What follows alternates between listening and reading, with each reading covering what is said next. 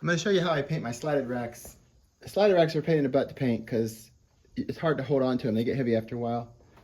So I made this little fixture. It's just a 1/2 inch pipe, 3/8 inch all thread, and then I took some 3/8 brake line stuck on here. And then it's got a nylon lock nut, and then I put a couple washers on. These are fender washers. You just shove this in here and grab a slatted rack. I've already got these started. I painted them, but I'm painting them again. So you just grab a washer, stick this on,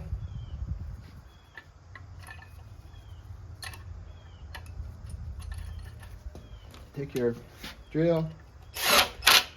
Now you got it fixtured. So from this point, it's super simple.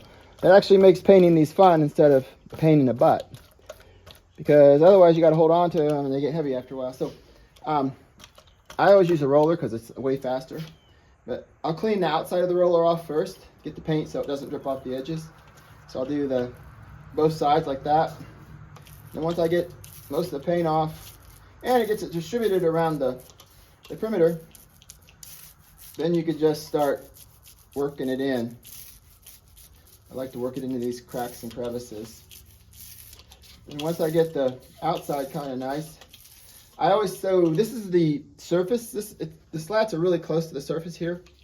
So I usually start on this one, and I only use the roller on the edges.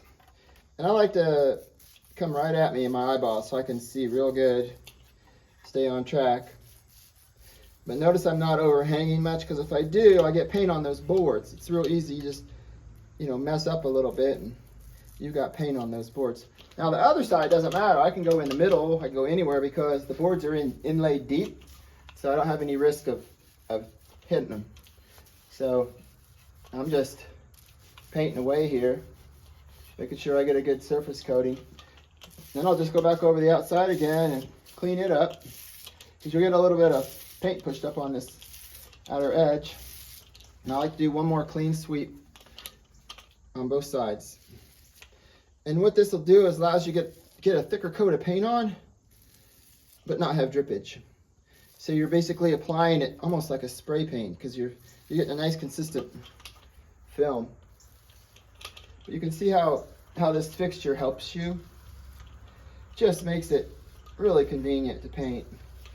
So then I'll do the last sweep on the outside one more time, just to make sure it's good and clean.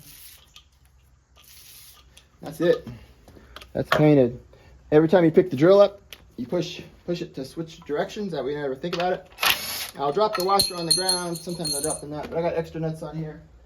Then I'll hang this on my paint rack over here and grab my next one.